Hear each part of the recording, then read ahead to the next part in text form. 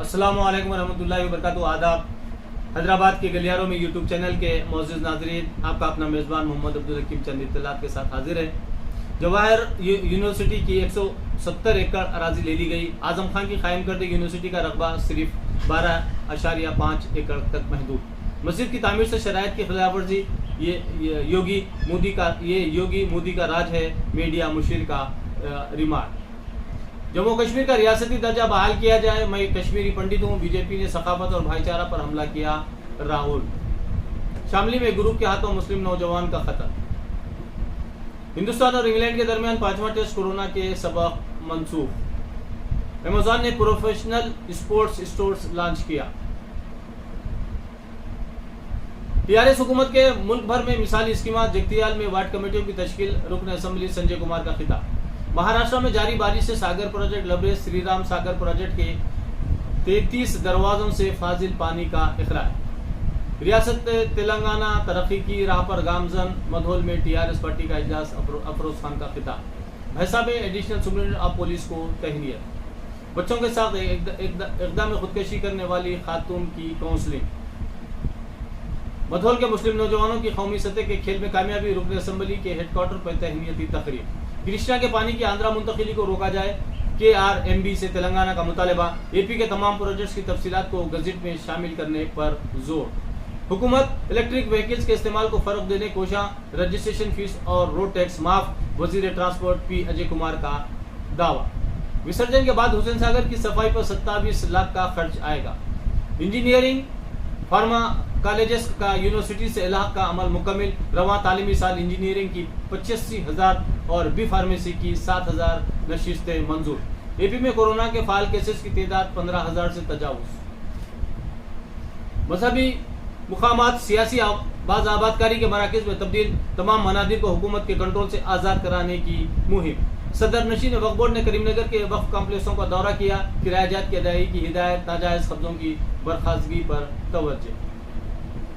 Governor Telangana کے عہدے پر doctor CT سوندراجن کے 2 سال مکمل. اسد الدین اویسی پر یوپی میں مقدمہ درج. بارہ بنکی میں نفرت انگیز تقریر کرنے کا الزام. آل انڈیا مجلس اتحاد المسلمین کے سربراہ اسد الدین اویسی پر یوپی کے بارہ بنکی ضلع میں مبینہ طور پر نفرت انگیز تقریر کے ذریعے فرقے وارانہ ہم آہنگی کو بگاڑنے کی کوشش کا معاملہ درج کیا گیا. اویسی نے اپنی تقریر میں کہا تھا کہ انتظامیہ نے اس سال کے مئی مہینے میں 1 صدی پرانی مسجد کو شہید کر دیا تھا. رپورٹ کے مطابق پولیس کا کہنا ہے کہ انہوں نے وزیر اعظم مودی اور یوپی کے وزیر اعلیٰ یوگی آدتیہ ناتھ کے خلاف بھی نازیبا زبان کا استعمال کیا. بارہ بنکی کے SP جمنا پرساد نے کہا کہ اویسی پر جمعرات کی شب تعزیرات ہند کی دفعے 153A 188 169 اور 170 کے علاوہ وبائی مرض قانون سے متعلقہ وضع دفعات کے تحت کووڈ پروٹوکول کی خلاف ورزی کرنے اور تقریب کے لیے مقررہ شرائط پر عمل نہیں کرنے پر مقدمہ درج کیا گیا.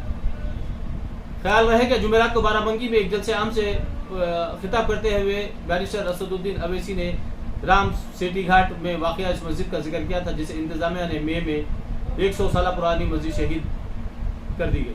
انتظامیہ کی طرف سے اس معاملے میں انہدامی قانون پر عمل نہیں کیا گیا. اس معاملے پر حزب اختلاف کے جماعتوں نے بھی شدید رد عمل کا اظہار کرنے سے گریز کیا. بارہ بنکی انتظامیہ نے اس سال مئی میں کسی مسجد کا تذکرہ کیے بغیر انہدام کے بعد کہا تھا کہ رام سیفٹی گھاٹ تحصیل کمپلیکس میں سب ڈویژنل مجسٹریٹ کی رہائش گاہ کے سامنے ایک غیر قانونی کمپلیکس واقع تھا. SP نے کہا کہ اویسی نے ایسا کہہ کر انتظامیہ نے 100 سالہ مسجد کو منعقد کیا. ایک خاص طبقے کو اکسایا اور فرقہ وارانہ عام آگی کو بگاڑنے کی کوشش کی. مختار انصاری کو حمایہ میں شامل ہونے کی پیشکش. یوپی میں جہاں سے چاہیں ٹکٹ لے لیں. BSP سربراہ مایاوتی نے جمعے کے روز اپنے ایک اعلان میں کہا کہ ان کی پارٹی آئندہ اسمبلی انتخابات میں کسی بھی زور آور مافیا کو ٹکٹ نہیں دیں گی. مایاوتی نے مختار انصاری کو ٹکٹ نہیں دینے کا اعلان کرتے ہوئے مئو سے اس مرتبہ BSP کے ریاستی صدر بھیم رامبھر کو امیدوار بنایا جائے گا. مایاوتی کے مختار انصاری کے اسمبلی انتخابات میں امیدوار نہیں بنائے جانے کے اعلان کے بعد اسد الدین اویسی نے کہا کہ مختار انصاری اتر پردیش کی جس سیٹ سے چاہے وہاں سے ان کی پارٹی کی ٹکٹ پر الیکشن لڑ سکتے.